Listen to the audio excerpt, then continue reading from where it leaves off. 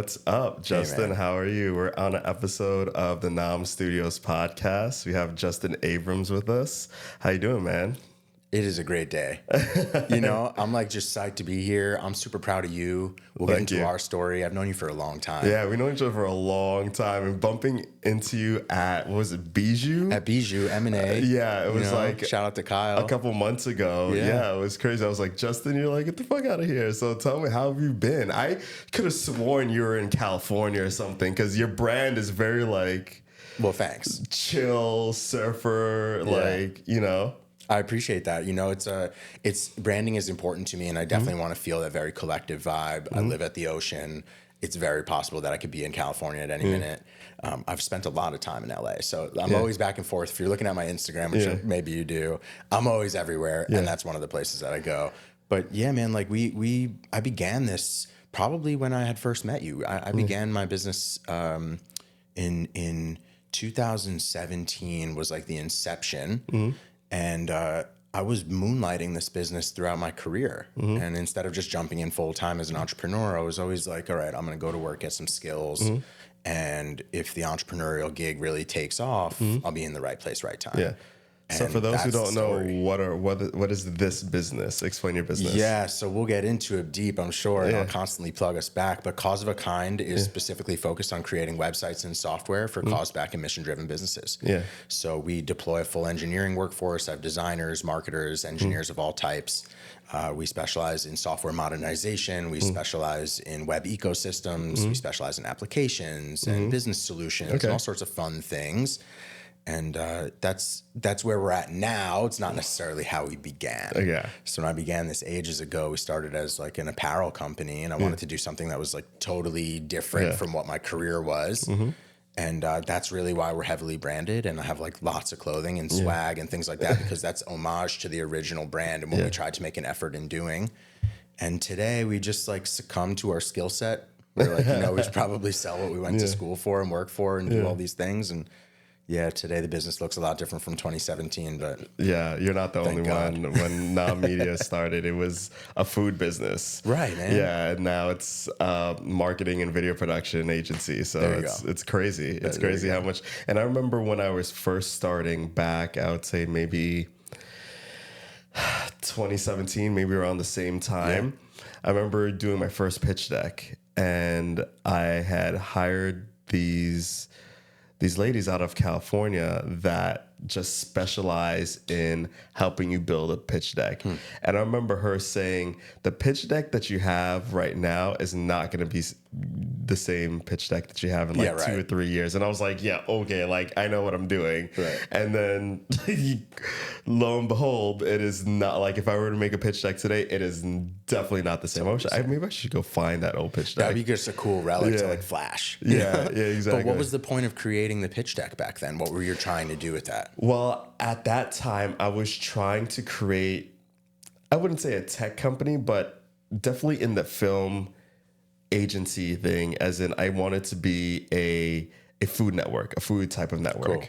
So we were doing a lot of going out, finding different restaurants, finding different chefs, and just shadowing them, just seeing them work, just seeing them like just be great in their environments. And I just wanted to kind of take that and be a powerhouse like the Food Network or the Cooking Channel, just in my own way. And so that's why I created a pitch deck, because we needed sponsors, we needed advertisers, we needed funding. And everybody was like, yeah, but what is your revenue model? I was like, think about that later. How do you make money? How do I get my investment back? Exactly. Right. It's like how you start the whole thing. Yeah, exactly. Yeah, and then that's when it started into, charging people for videos, charging people for marketing, and then it just snowballed into what it is right now. It's excellent.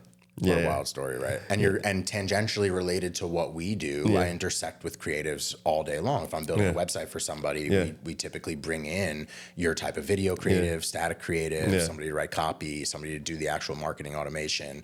So we intersect with those things, but we hyper niched. Yeah. Like I'm Yeah, straight what is your builders. niche? Like we're cause back and mission driven businesses. So mostly mid-market enterprise brands, but we also do a lot of startup innovation. So I deal with a lot of bootstrapping founders that are building their big idea. Lots of times they're also moonlighting it against a career and typically building a solution that they found through pain in their business, in their career.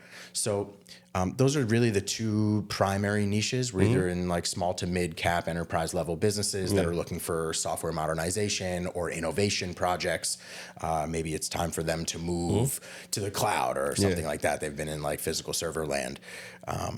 So that's a big one. And then that startup arena is something I'm personally really passionate about. I'm also a startup. We're also always building our own tools and solutions. And, you know, I very much sympathize and empathize with the bootstrapping founders. So we have a sweet spot, sore spot for those individuals. So how are you finding your target audience? It's so super niche. What kind of marketing are you doing? What kind of outreach are you doing? Is it mostly, you know, handshaking and referrals, or is the digital marketing, is that digital space working for you?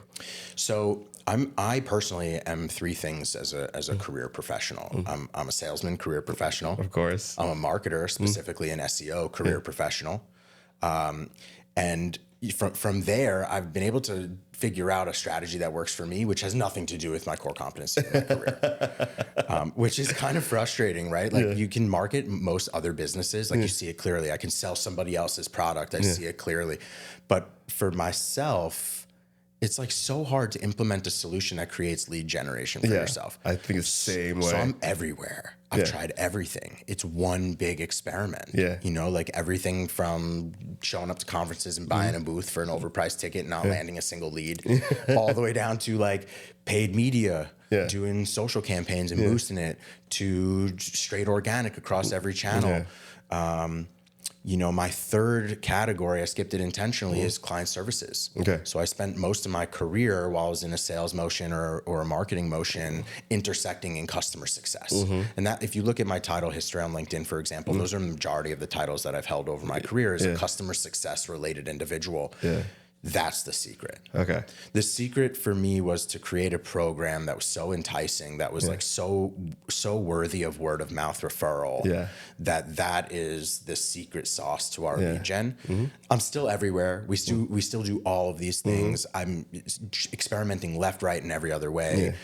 You know, the podcast is one long running experiment. It just continues to get traction. It's one of the things that has worked. Something that has not worked to generate business for us is blogging. I have 1,000 blog posts on our website. Doesn't generate the right. Correct. It doesn't generate for us. You know, we've tried paid social before. I've hired for paid social.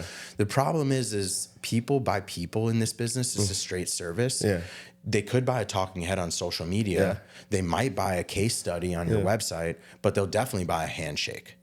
And when you're referred, you get the same thing. When you're referred to a business, and I can see the white of your eyes, I can have a lunch meeting with you. You can come to my facility. You can meet my team.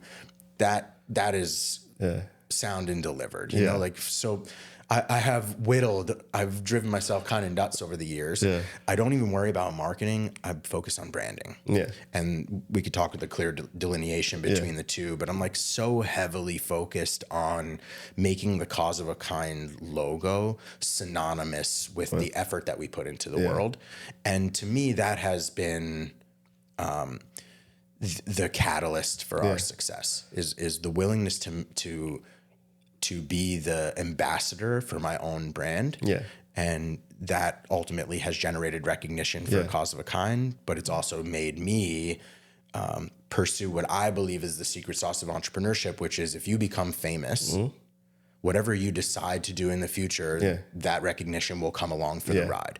So while I'm doing this now, my personal brand is in parallel to my business brand.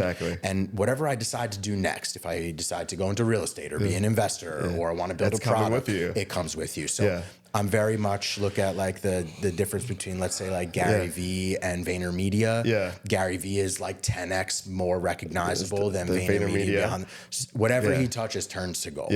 And to me, that's the secret sauce, is I have gained experience over 8 years. It's funny you say that, because I've been trying so hard to make that delineation, because like theater massalon and now media are now synonymous, right? But I've even went to the extent of making my Instagram private and just being very, very client facing on LinkedIn, like trying to be LinkedIn influencer. And people have come to me and said, yo, you're awesome. Like, you need to be online more, like make your Instagram open, do more. And it's just like, I don't know. I kind of want that delineation, but you know, all the time I'm seeing that it probably is not going to happen. You kind of just have to be open to it. Yeah. I mean, a big, like, a big realization moment for me was when I realized that like the brand is one big experiment. Yeah. Like, I'm not a publicly traded company. I can pivot tomorrow. I can try new things. We've shot our own short films before. I've shot my own primetime Super Bowl day commercial. True story. Really? Swear to God. And for some reason, we follow the things that continuously bring us business. That type of work doesn't come to us often. It's the same for my brand. So to me, when I speak about Justin and my experiences and the lessons I've learned and the connections I've made and things like that, that gets so much more attention than when I'm talking about the service offerings of Cause of a Kind or the focus of the business. So I'm like, you read the writing on the wall. I'll take this brand with me for a ride and wear it on my back. But at the end of the day, people buy people. So my story as an individual, whether I'm talking about my family or my interests or my trips or my failings or whatever I'm doing, the wisdom I've accumulated, whatever it might be, that's what people really are looking for. And again, I come back to the fact that like, Cause of a Kind is going to evolve over the years to become something different. My vision for this brand is it actually becomes a holding company, and the various sub businesses that we have underneath this holding company, just like VaynerX, just like Vayner. And I'm following a model. You know, I'm not saying anything new, but that's the inevitable evolution. But you got to figure out a path to profitability. Profits can lead to the next thing. I don't want investors. I don't want to dilute myself. So we just simply are taking a longer path. And personal brand has just been critical. I mean, every time you've seen me, I wear the logo. I'm like fully decked at all times. I love I love everything. It. I'm black and white permanently. And like that's really for me. The move is to just like. Does your car say Cause of a Kind on the car says it. The license plate is turned over. Really? My whole house has it. Like I'm just, you know. Did you like play sports in high school? Yeah, I did. What sports? Ran track, played football, played a little basketball. Did you ever talk to yourself in the mirror with like Post-it notes and stuff? Oh yeah, I'm doing the Fight for Charity on Monday, and I was talking to myself this morning. This is the game, man. So like I have drank my own juice. You know, like I bleed black and white at this point. And my goal every single day is to wake up and remember that like I am the be all end all of this business. If I don't wake up and grind, my staff doesn't eat. I don't have any projects. I run dry on pipeline. Like it is a big pressure, but it's also a privilege to be able to be hunting and killing and preparing my own meals. And delusional confidence. It really is. I have convinced myself that I'm one of one. Literally one of a kind, cause of a kind. And to me, it's not like a narcissist or ego play or anything like that. You just need to have that mentality to make yourself like, without it, you can't be successful. That's right, man. You just have to believe. And that is if you follow, which I'm sure you do, successful entrepreneurs and you follow like the most tremendously successful people in that business, they have scientifically convinced themselves of their possibilities. And whether it happens today or in a year from now, the timeline is really unknown, but it's what gets me out of bed to go and shake a hand, to go to an event when I'm tired at 9 o'clock at Bijou. You know, like it's what gets you out of bed because the next person you meet could change your life. Exactly. Have you ever been in a situation, and I've been in these situations a couple of times where I found myself hitting a milestone, not realizing it was a milestone, but going back in my notebook, in my social media, in some way, shape, or form, and seeing 2 or 3 years prior, I literally asked myself, wrote it down, called it out, text somebody, call somebody, and said, this is what I want, and I'm going to make it happen. And I usually don't give myself a time frame, but you see that like, wow, I wanted this. a year ago, 2 years ago. And the fact that I have it right now just blows my mind. You know, I'm huge in manifestation. Yeah. I literally keep a physical journal, I quite literally vision board my life, and I don't really do it on a micro level. You know, like I don't say like, oh, I want to work with that brand, or I want to go on that trip, or I want to, you know, achieve that goal. Yeah. It's more where do I want to end up in a timeline? And what are the steps that I need to take in order to get there? For me, it's kind of irrelevant, the logo that I work with. It's more important for me that the logos that I work with match the mission. Exactly. And it's important for me that they're doing good work, because that's how I achieve my goal. And the accumulation of that is going to bring me to a destination. And I manifest this all the time. And what's very interesting is I'm sure you got the same acceleration. COVID just gave us unprecedented time to focus. Yeah, and I don't know if it's okay to say this. I'm sorry if it's not, but I don't know. I do know. COVID was maybe like a godsend in a way. Thankfully, I didn't lose anybody. Everybody I knew didn't get too sick, but it allowed us to stop, pause, and work on yourself for a good 1.5 to 2 years. That probably we would still be working on ourselves right now if it was a typical timeline. You'd probably still be at work. You'd still try and figure out, where am I going to have this studio? Do I need to get on a train and make it in Manhattan? Because that's where the collective world is. Yeah. You're accustomed now, like desensitized to a virtual life. It's just, as an entrepreneur, being able to bob and weave and be able to be out of the house, but also in the office at the exact same time. Like, the convenience and the freedom that period of time gave to a young entrepreneur. The question that I have for entrepreneurs is, did you use that time strategically? And like, I remember having a conversation with my wife. It began with adopting a dog. I was like, I'm never in my life going to have this amount of time at home. I was still working, but at home to train an animal. And it clicked in my head. I was like, you're never going to have this amount of time to run at building a business. You're never going to have this time to go and have your first kid. It was like an unprecedented opportunity that I just said, you know what? I'm lighting my life up right now. Dive right in. And that's a new normal. Yeah. That is a new normal. Talking about like diving right in and meeting people. During that Bijou event, you met Adam Schwam. I did, man. Shout out. Yes. Have you still been talking to him? I haven't spoken to him a little recently. He invited me over to his pool. Yes. He lives in Oceanside and I'm in Island Park. Okay, so it's right super there. Convenient. And not too many people in my area have pools because we're in flood zone. Yeah. So he invited me. I never made it over there, but I got to reconnect with Adam. He's a big part of my life. He's a mentor to me. He's the one that helped me raise money for the Fight for Charity that's happening on Monday and everything. So, I mean, I love the fact that you connected with him, because he is definitely one of those people that I just ended up meeting one day at an event that I could have forced myself to go to, and he has been an integral part of my life this year. Like, you know, and so that is definitely a person that I would say, like, keep in touch with Adam. He is such a character. He is such a good guy. And he could definitely be a catalyst with some of the things that's happening in Cause of Kind. For sure. And we connected because he does something very related to what we do in like the IT and cybersecurity space. So, just somebody that's just got decades of experience under his belt, and also started as a bootstrapping entrepreneur and has like his own entrepreneurial story. He also has a very contagious energy. Oh, absolutely. And a very genuine guy. Yeah. And, it seems like, I haven't spoken to him in a long time, but it's like a very short 2 months or something like that. Like 2 months. So it's like, shout out to Adam. You could email me too, brother. Yeah. I mean, it's just crazy. I mean, I never thought I'd be the person that says, hey, let's plan something a month or two out. But that's what it is now. It's how it's become. Schedule's packed. I mean, look at you and me. We planned for this 2 months ago? Yeah. A month and a half ago? Yeah. It's just how it has to be. Yeah, it's crazy. But are you still in the CrossFit world? Are you still like, what are you doing to keep fit nowadays? Yeah, good question. I stopped CrossFit because the gyms shut down. Yeah. And my gym kind of failed to find a social distancing scenario. I don't know what you want to call it.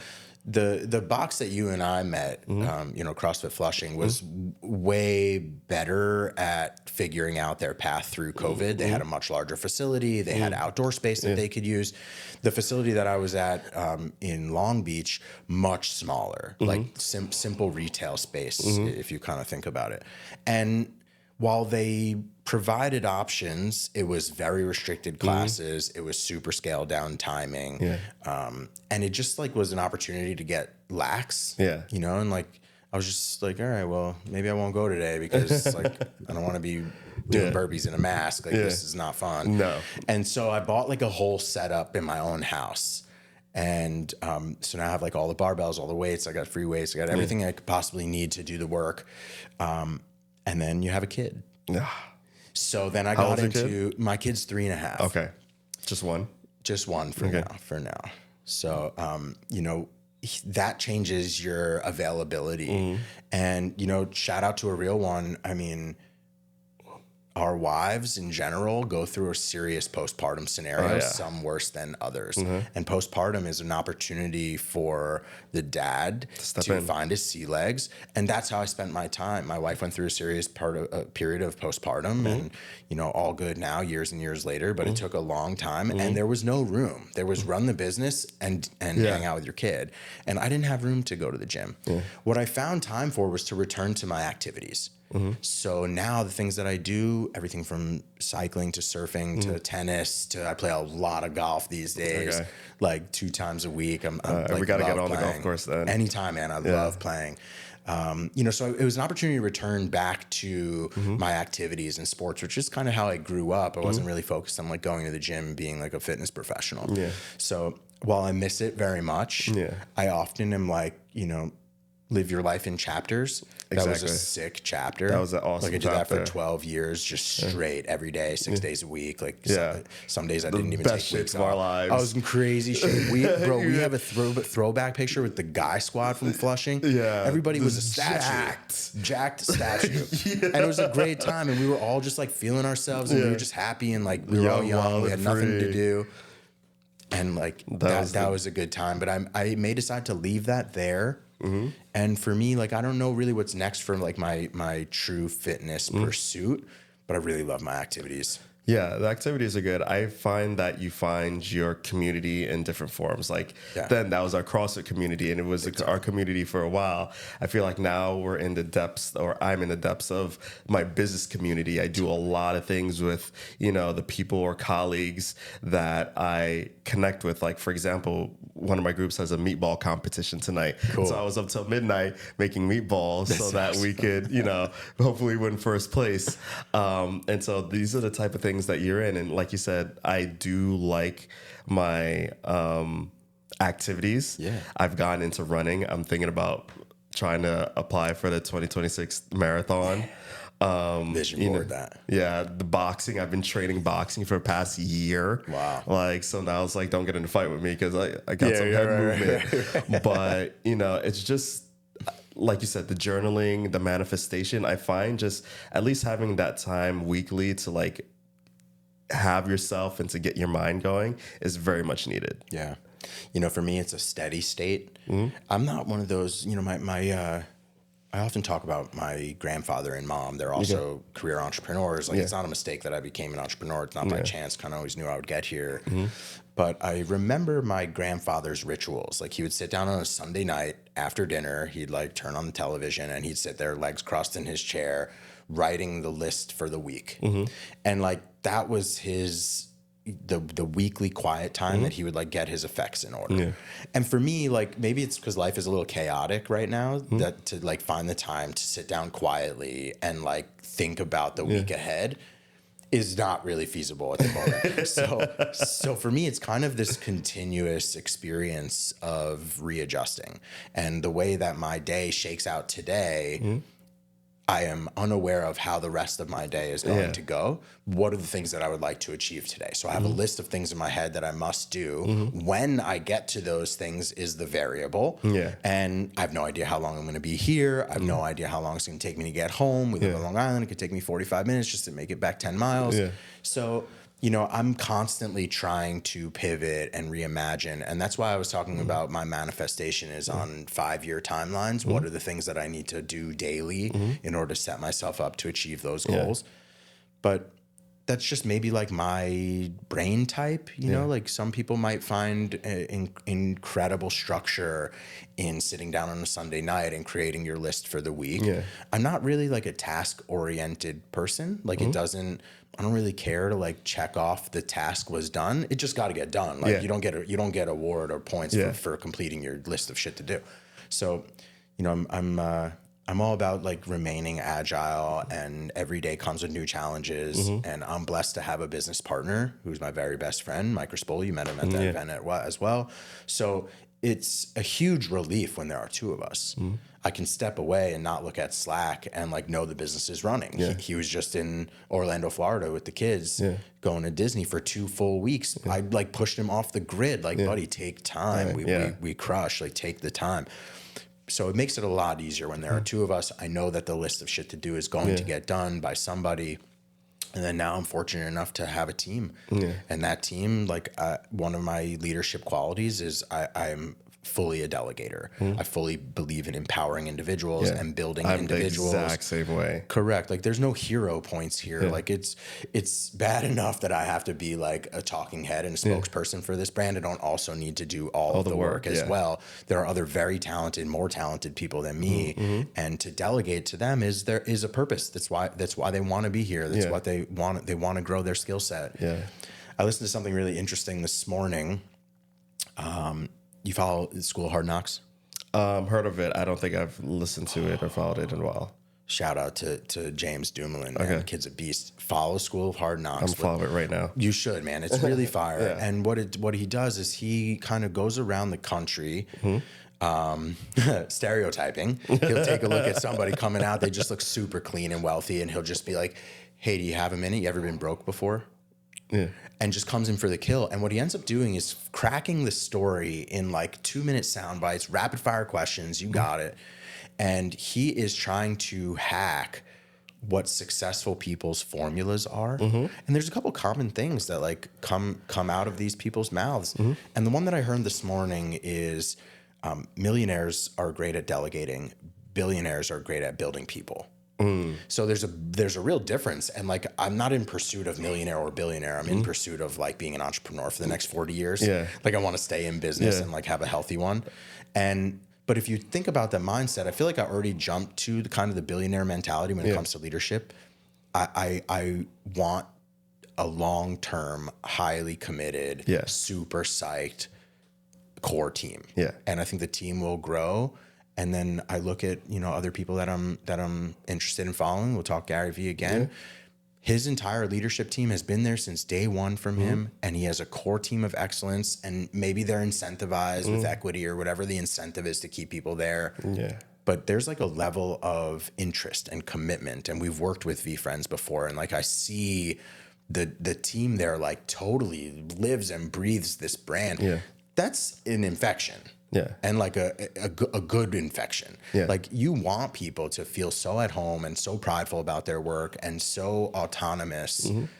And that to me is like a really big part. So again, I was watching the School of Hard Knocks this morning. That was the lesson. Millionaires are great at delegating. Billionaires are great at building talent. That's the same way with my team. I give everybody a disc profile when they join the team or when I'm thinking about hiring them, because I just want to see where you land on that like personality chart. Are you dominant? Are you influence? Are you, codependent? That kind of thing. Even with Angelina sitting here behind the desk, it's like I know the value of building from within and hiring from within, because having to do that process all over again, if you have to find someone from the outside, is just going to cost you even more than costing you more money in the long run. It's just getting used to another person, and being able to empower your employees, empower your workers to take ownership of what they do, because it's as much for them as it is for me, is like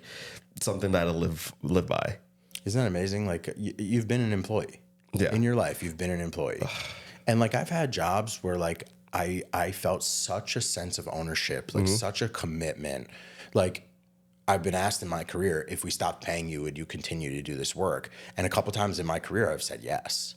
Most of the time you default to no. Like, if you're not going to pay me, I'm not going to do this. Yeah. But I have had jobs where I was just so passionate about the brand. You believe so much in what they're doing. Like, it was mine. And I didn't necessarily have equity. I wasn't necessarily in a leadership or management position. I was an individual contributor. But I just felt like so connected to the clients. I felt so effective at the work that I was producing. I felt that I had ownership and just a sense of mastery of the conversation that I was having, where it was just fluid. And you get to a point like in your career where if that is not your scenario, you approach burnout super fast. You get lazy, you start stealing time, you all sorts of things that you have to be a little bit introspective about when you're working for somebody else. Am I here for the right reasons? And, you know, I try to hire fast, fire fast. I want to get people in that are really the right talent. Agency life is not for everybody. Hire fast, fire fast, right? Hire fast, fire fast. I hire slow, fire fast. We hire fast, fire fast because I'm hiring commoditized individuals. I have a team of engineers. I'm trying to find the best engineers that are also the best culture fit, that also have the stomach for agency life. So you might interview really well. You might have had like a really great work experience. You may have even worked for an agency in the past. You might be full stack or a specialist or something like that. When the formula comes together and you're client facing and dealing with deliverables and the rest of the factors of the business are impacting your day, how do you handle? So we have a saying internally: hire fast, fire fast. I think the saying is hire slow, fire fast. It's typical. That's like a Mr. Wonderful scenario right there. But we took it a step further. You know, like we're a fully self-funded organization. I've been in crazy debt before.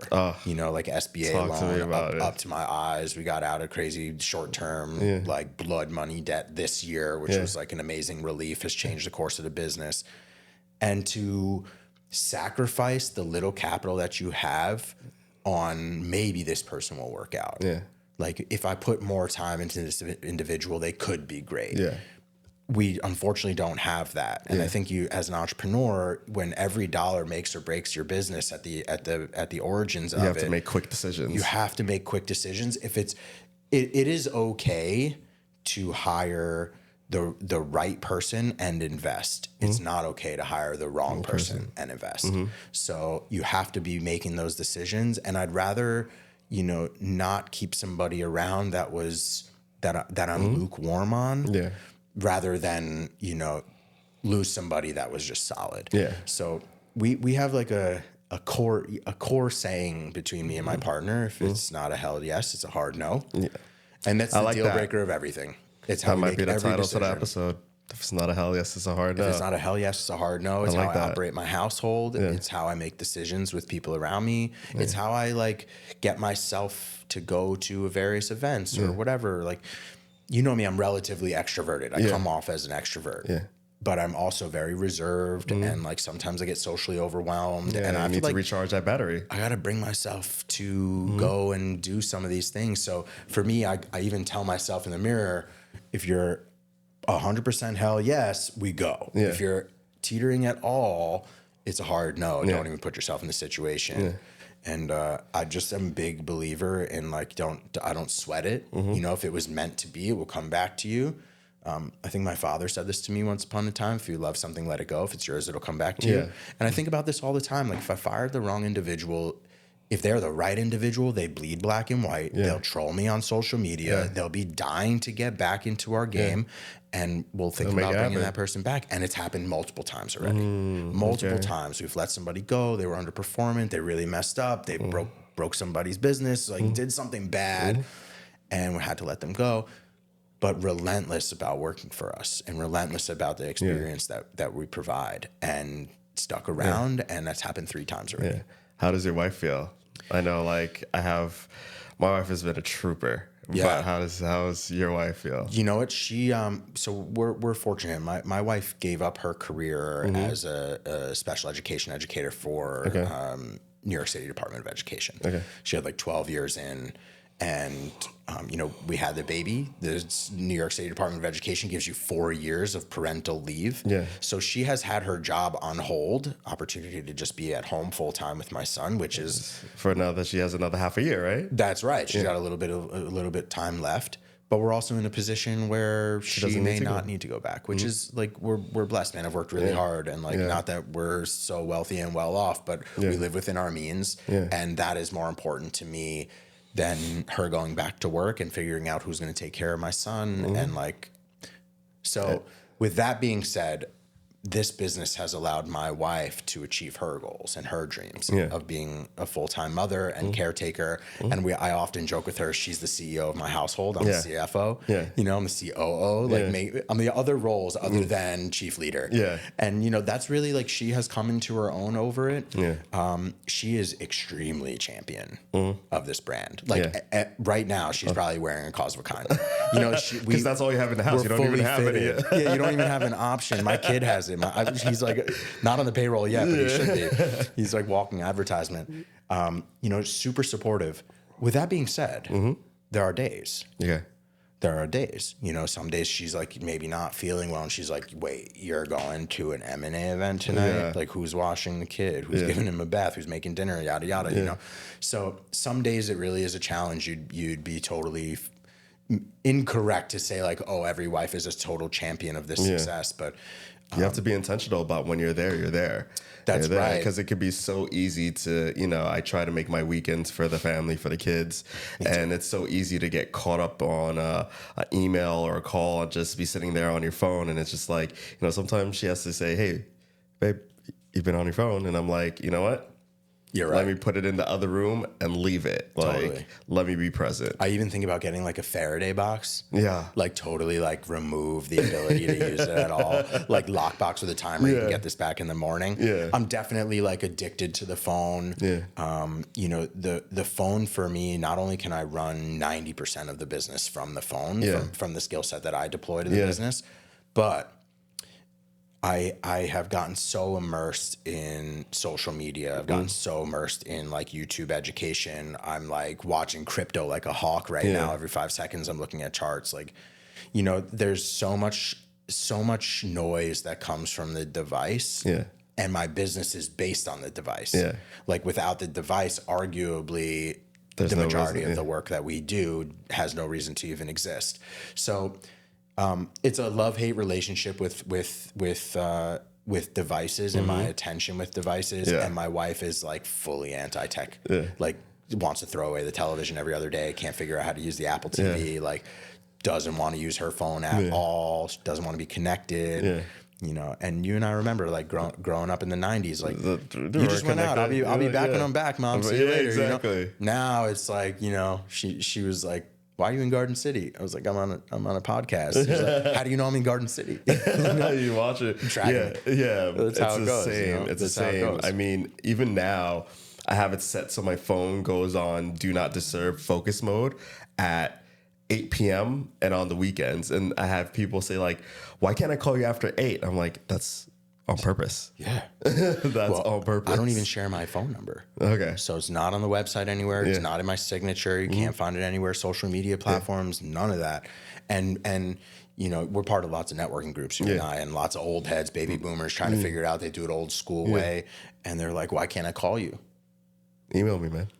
And I'm like, you know what? If I gave my phone number out to everybody I've ever met, first of all, how do I differentiate between spam and you? And then that puts me on the phone, literally talking on the phone, neglecting the rest of my responsibilities. I want to live an asynchronous life. So just because you called me right now, I'm not necessarily in a position to have a conversation with you right now. I don't want to be disrespectful to your time and energy. Send me an email. We'll set up a time to have a conversation, and let's go from there. So the world has evolved, but I have created little systems like that to make sure I'm not constantly on the phone. And as like, I'm 95% of the sales motion in my business comes from me. Like if I'm on the phone all day long selling, I do absolutely no cold outreach. Like I haven't smiled and dialed in 8 years. I have that skill set. I really could. I have a podcast episode, cold calling small businesses, just to show that it's possible and how to do it. But that is just not how I wanted this business to run. It's not what I want for my life. It's not really what I want my family to see of me, is like constantly on the phone, having a conversation with somebody else. So, you know, little systems in place, and I do the same thing with the do not disturb, and like hope most people respect that, but the phone does the job of at least not letting me know. Yeah. Yeah.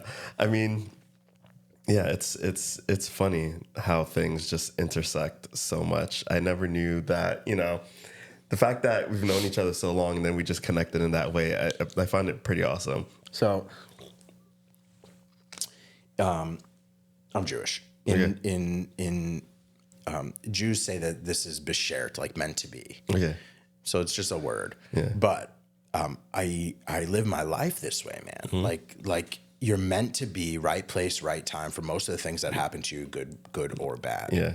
And it's not by accident that you and me bumped into each other. We always had a connection. We just didn't know what to do with that energy back in the day, except bleed, sweat, and cry. Yeah. That was like really the only option that we had. You know, like we had separate lives, ripped up hands. Like I'm dying every single day over here. And that was our connection, was to support each other through that type of a challenge. The challenge, I argue today, is probably more rigorous, less strenuous. Yeah. But what we're going through as entrepreneurs, we have a very similar timeline. We have very similar growth trajectory. We have very similar ambitions. Networks are overlapping left and right.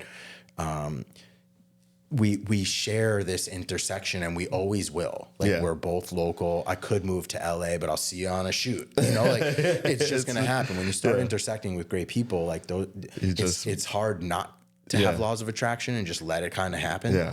So we didn't know it was going to happen back then. It's inevitable that we ended up meeting together in a very shared environment under people that we admire. Yeah. You know, you're talking about Adam. We shout out to Kyle. You know, like these are really people that I absolutely admire. Yeah. Like Kyle's impact to our local business community will resonate for 50 years. Yeah, I always tell Kyle, like, one day I'm going to acquire another company and I'm coming to you. And you're the man. Correct. Exactly, man. And like, to be around that experience and be around that energy and have a front row to their success and his business dealings and to not feel so alone.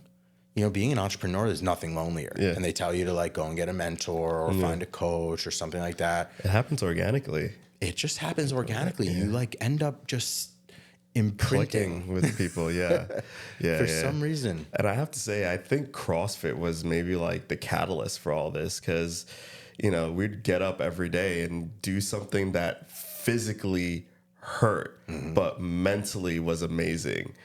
You know how hard it is to do something that physically hurts every single day, but mentally is like good for you and your body. I would say that is what pushed me to get past the hard times right now, because, you know, in a micro scale, it was like Fran takes 3, 4, 5, 6 minutes, depending on your physical attributes. And that is probably one of the most painful workouts of all time. But we did it all the fucking time. You know, perspective is really the thing I think you're searching for. Is like, on your toughest day as an entrepreneur, perils to Murph. Yeah. You know, like there are hero workouts that we've done for people that have given their lives, you know, in the line of duty. And those are meant to make you get to a point where you are so blacked out in pain that the only thing you can do is move. Yeah. Is keep going forward. Yeah. You don't have time to rest. The clock is ticking. Yeah. You don't have time to take a knee. Your partner is hustling. There are people that count on you. There are the comparison of entrepreneurship to CrossFit specifically, and really any activity or sport that you really commit to. Yeah. Where you're required to practice when nobody is watching. You're required to have the rest of the system, like your nutrition, like your mental space. You know, like you got to finish your work for the day, or you're not going to have a workout that's meaningful. Your head will be elsewhere. Like you have all of these things are very much associated. And the amount of times, I'm sure you can agree, that I have said to myself, I made it through that. This sucks, but I'm going to make it through this too. That reflection.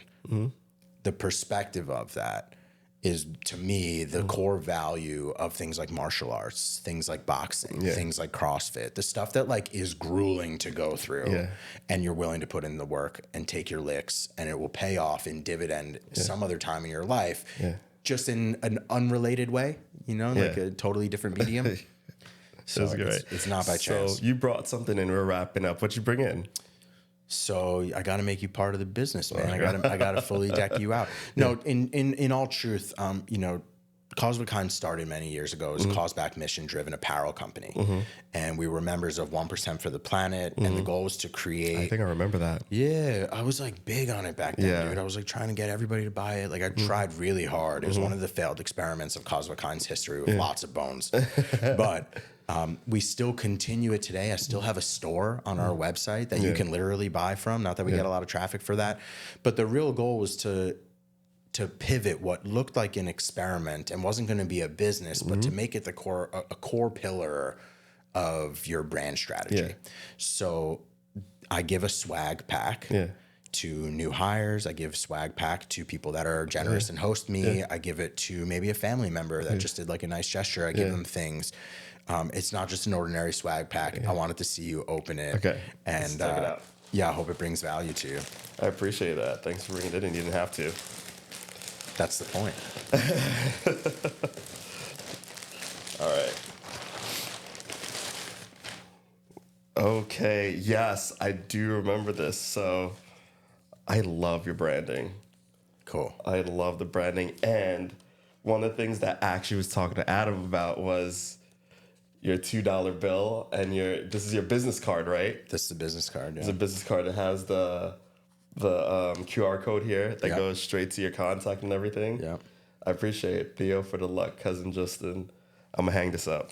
Good, man. And then we got the cousin guy tee, the pin. Yeah. I love it, bro. I appreciate it. Extra stickers in there. Yeah, man. Part of the family, it always was.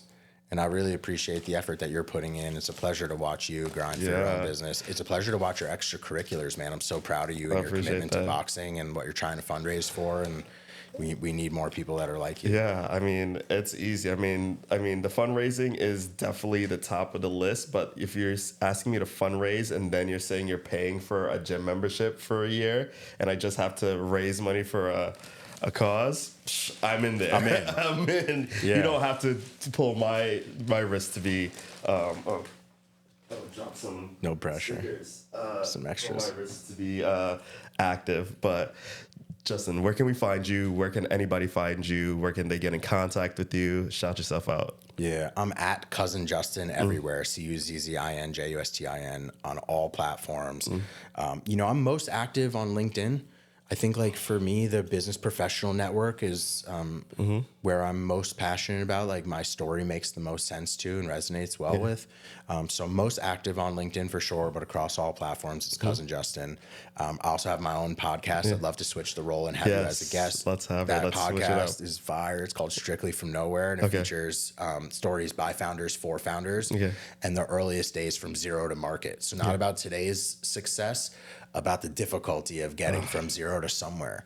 So really cool special. I try to feature some of the most influential people in my life, some of our clients, people that I come across that I think have amazing stories. So we'll reverse the role. Set that up. We'll go virtual style. I don't have a studio like you. I'm not fancy. But yeah, man, that's like, what's really cooking in my area for today. We have the Long Island Technologists meetup. I'm really passionate about that. It's another experiment by us.